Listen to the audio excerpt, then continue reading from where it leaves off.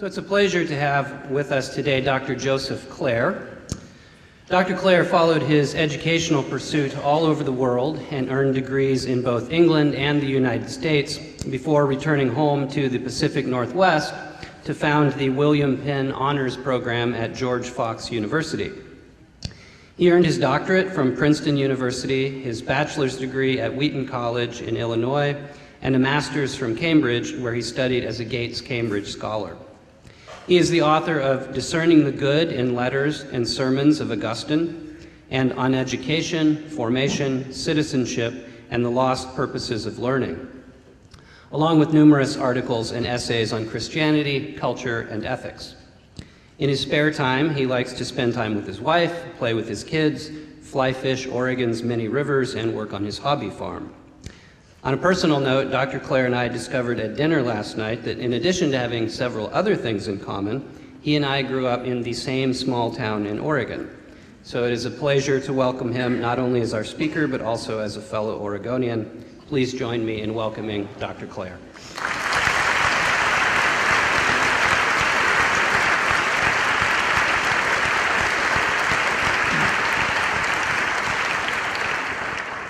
Thank you so much. It's a, let me adjust this really quickly. Sorry about that. It's a pleasure and privilege to be here, Mr. Balsba. It's an honor to be the commencement speaker and to have the connection, the Oregonian connection is wonderful. I've been an outsider looking in as a fan of the Trinity schools for many years. I've just had friends who are graduates and fellow educators, and I think I've moved from being a fan to a full-blown convert after this visit. My experience last night was so inspiring. Not sure if I was more impressed with the students and their achievements and personalities or the faculty and their capacity to honor and recognize the students. It was just a wonderful testament to the community of learning, which is both intellectual and deeply spiritual here. And so it's truly an honor. Thank you for having me. This talk is geared to you guys down there, the graduates, and all of your accomplishment and achievement and hard work. I want to meditate for just a few minutes on these lines, these famous lines from T.S. Eliot's poem, The Four Quartets. We shall not cease from exploration, and the end of all our exploring will be to arrive where we started and know the place for the first time. In my end is my beginning. These famous lines strung together from the Four Quartets strike me as the perfect meditation for a commencement ceremony. The very term commencement, as Mr. Balsba signified, is an end which is a beginning. It's an ironic word to call the ceremony which is a closure, but really it's a commencing, it's a beginning, it's a sending forth. And I find that today marks the temporal end of your career as a student at the Trinity School. It's bittersweet, as the dinner last night made plain, as the looks and expressions, the friendship, the faces, the family members, the support and the love. It's an ending which is a beginning. Like all good endings, it's mingled with the new beginning. Things are happening simultaneously. You're closing the locker out, but you might be at Bed Bath & Beyond tomorrow to pick up a duvet cover with your mom in preparation for the new housing office at your new college or university. So we sense the temporal end, which is a beginning, in Eliot's famous line, "In my end is my beginning." But you know, Eliot, who had largely a classical and Christian education like your own, is also playing with that word end. You guys know the other meaning of the word end there. Not just the temporal closure, but from studying your dear friend Aristotle, you know end is the English translation of that glorious Greek word telos. Also translatable as purpose or goal or aim, the thing you were aiming at, the target. In my beginning is my end. So today represents an opportunity to take a deep breath, slow it down, and reflect in the spirit of our time last night on the end the goal, the aim, the purpose, the overarching big end of your time at Trinity? What is it? What would you say? What is the end of your journey as a student at Trinity? You've learned from the ancients like Aristotle that the end of an education, of a good liberal arts education, is not merely the accumulation of knowledge and skills and abilities, friendships and development, physical activity, career preparation, new experience. There is an aim which is cumulative, stands above and beyond all of those smaller aims that are part of a good education. For an ancient like Aristotle, the final end of a good education is happiness, flourishing, well-being. This mysterious thing happens, Aristotle says, that when you order your mind, your soul, through the discipline of study, you are empowered not just to acquire intellectual virtues, sharpness of mind, clarity of expression, critical thinking, analytical skills, but you're able to acquire the moral virtues, the virtues of character, excellences of soul that allow you to live a good life, allow you to be a member of a good community and a good society. Indeed, they're buried in the word liberal arts education, which is the bedrock of Trinity's vision, is that Latin word liber. And the word liber, you know it well, is citizen. This is the kind of education that's required to be a member of the community at Athens or Rome, to be a citizen, to live, to have the formation of a good mind that leads to a good life and a good society. So far, so good. If Trinity were merely a classical school, we could finish right there with an ode to human well-being and happiness and just seal it shut and send you on your way with your diplomas. But unfortunately, or fortunately, in my mind, fortunately, you've learned something different at Trinity, something more, something which transcends the merely civic, the model of the good, virtuous citizen with a clear thinking mind and ability to express him or herself and be a contributing member of the economy. You've learned something more, something which is somewhat troubling of that tidy ancient picture. In the earliest Christian thinkers, from St. Augustine through the Middle Ages to Dante and Aquinas, into the Renaissance, with Milton and others, and down to the founding of this country, Christians have wrestled with what the relationship is between that pagan, Greek and Roman vision of education is and the Christian understanding of the big end, the big aim. What is the big aim, the big end? The goal of a human life? Christian theology, our final ultimate end, is God himself. Love the Lord your God with all your heart, soul, mind, and strength. How do you square those two things? How do you fit those two pictures together? And what we must learn together briefly this afternoon is to think about and understand how your Trinity education is part of your journey toward your final ultimate end, who is God himself. So I offer briefly 4 little landmarks, signposts, reminders to send with you on this day that might help us think about the mysterious relationship between learning on the one hand and the most important task of pursuing God. First, we must continually keep in view, whether in these halls or at your next college or down the road of life, we must keep in view the simple idea that God himself is actually the goal of all our learning and all true education. From the earliest Christian thinkers, there's been this understanding that embedded in that mysterious first and greatest commandment that Christ gave us from the Old Testament law, love the Lord your God with all your heart, soul, mind, and strength, that learning plays a special role in our ability to fulfill that aspect of the commandment. All the subjects of study, all the traditional liberal arts and the trivium and the quadrivium, the language arts and the quantitative arts, and all the different disciplines that we have now, from physics and chemistry to philosophy, all of these subjects of study in effect provide pathways by which our mind can ascend from the created world to the uncreated source of it all, to He who is the source. As I heard so many times last night, beautifully expressed, you guys have been learning to follow the traces and bits of truth, goodness, and beauty in this world up to the source, up to their source, God, the highest good, the uncreated cause.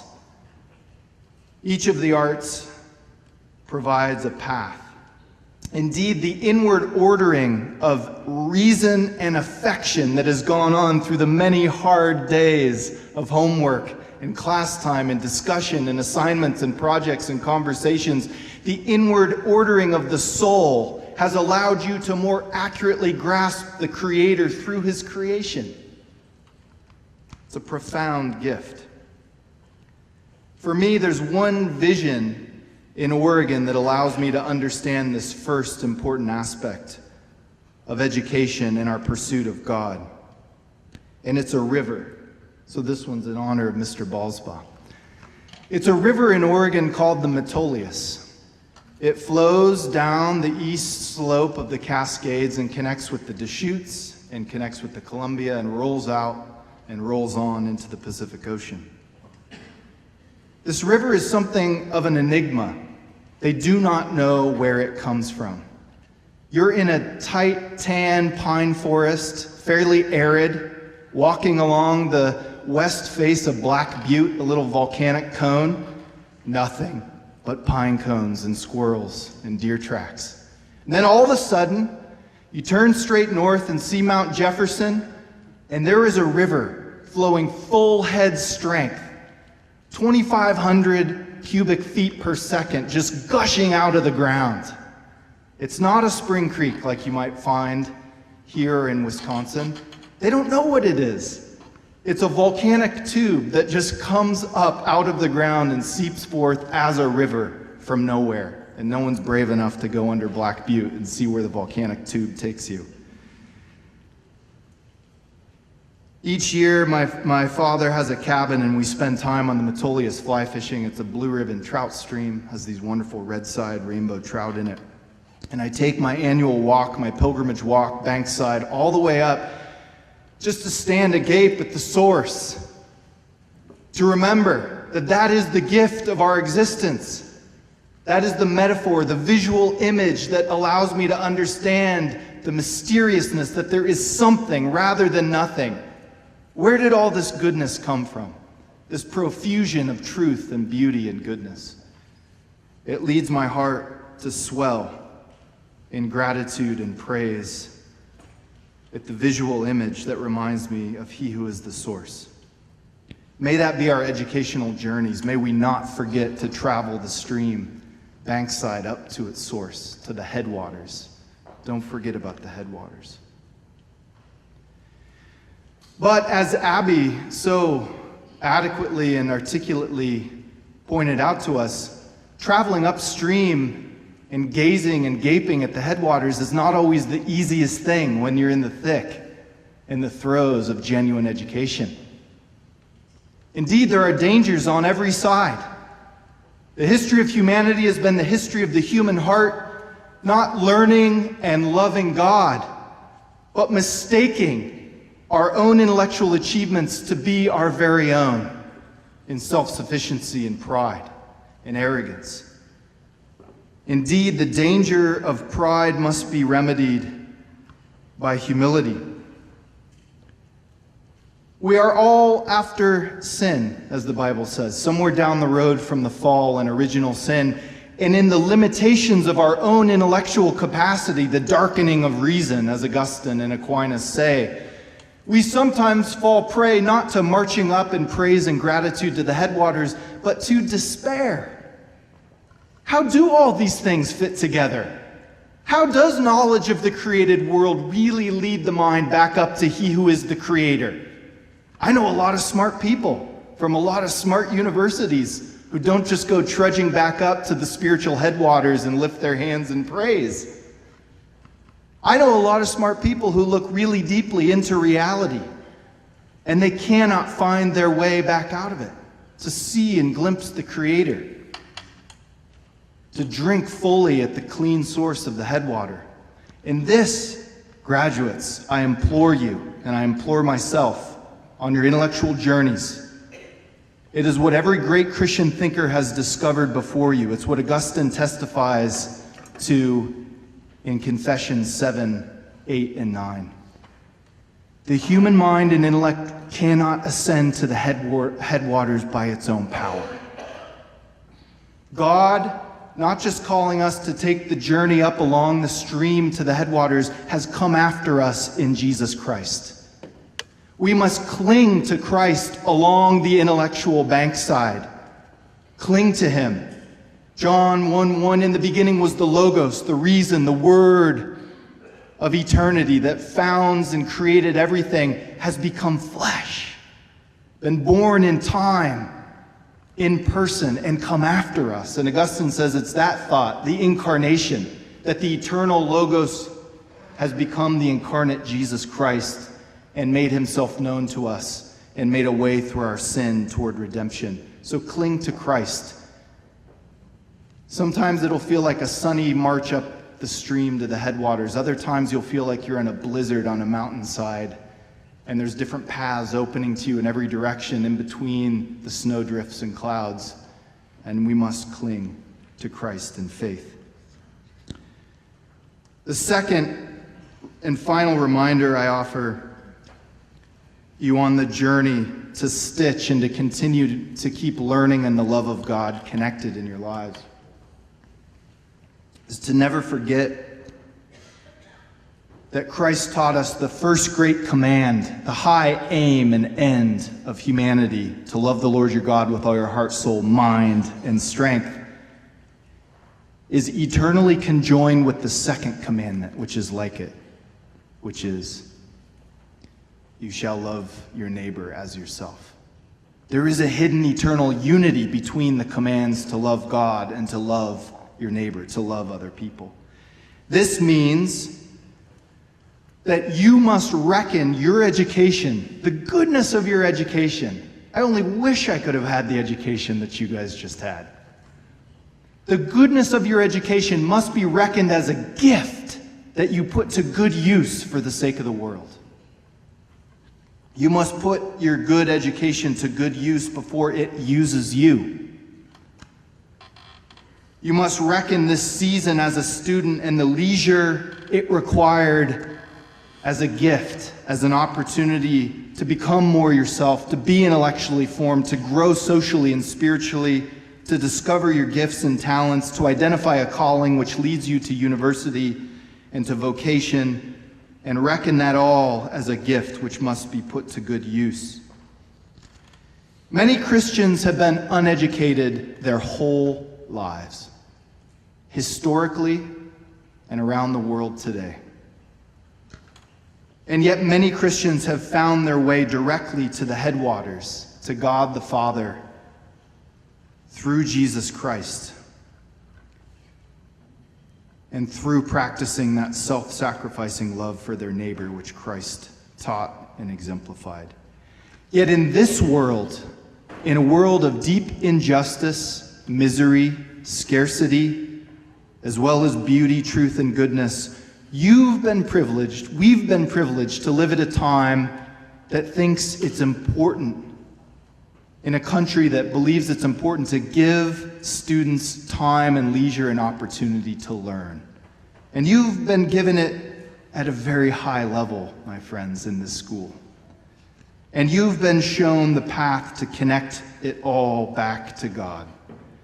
So wherever you go from here, recognize that to be a student is a calling.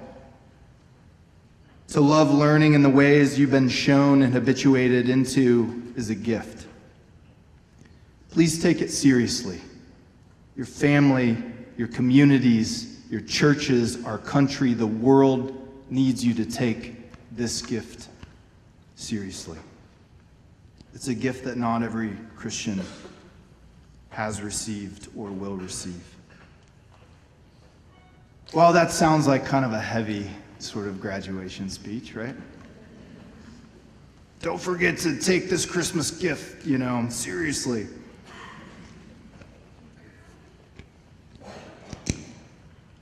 It's admittedly difficult when you're in the throes of writing that essay and revising it for the fourth time, or crunching out the numbers in math, or sitting up in the biology lab after everyone else has left.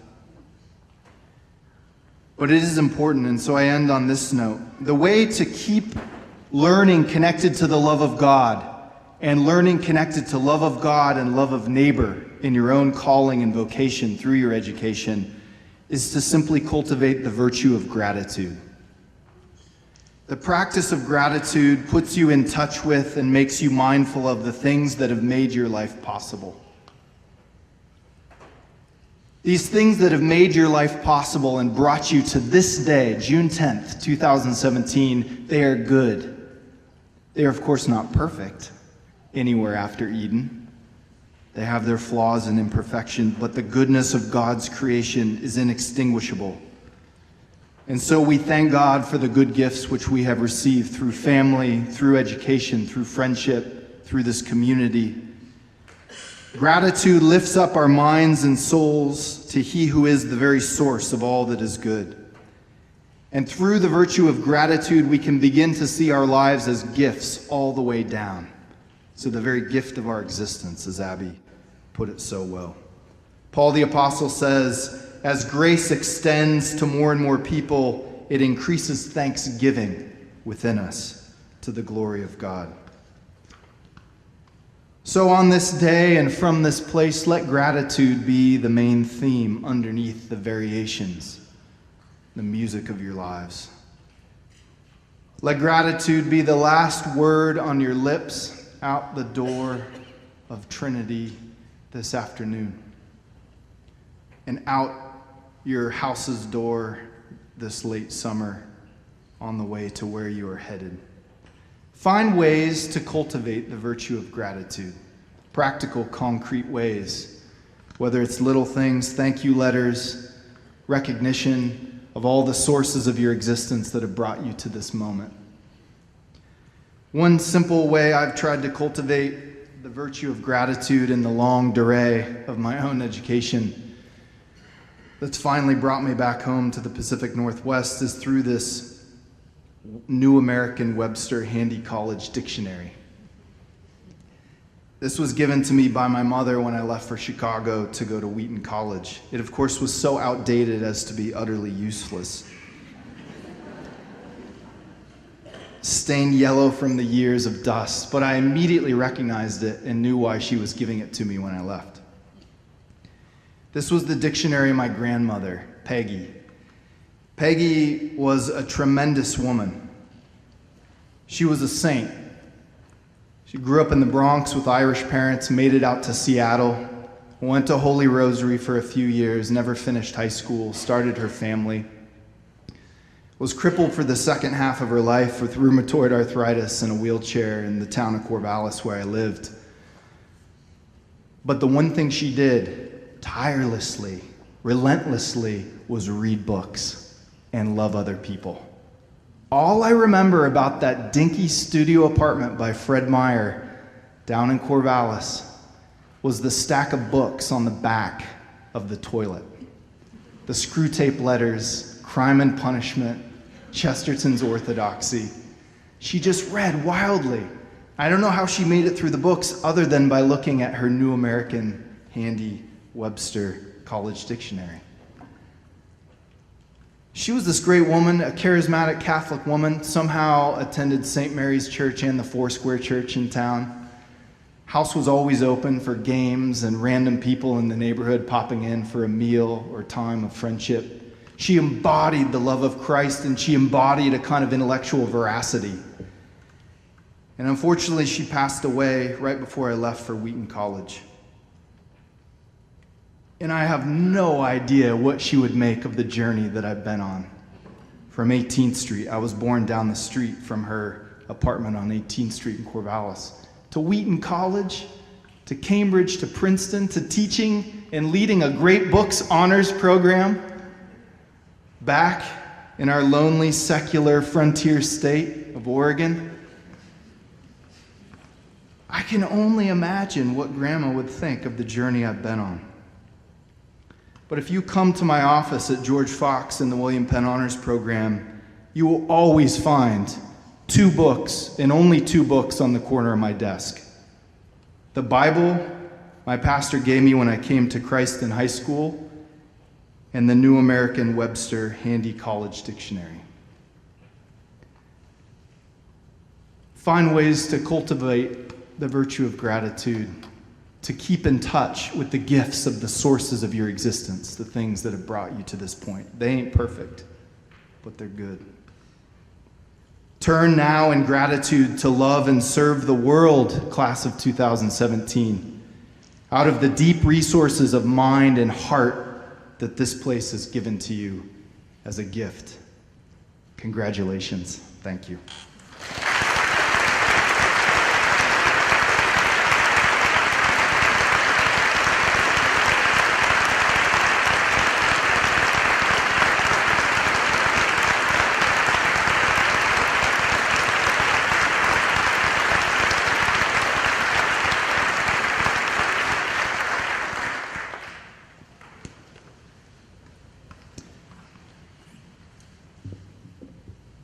Thank you, Dr. Clair.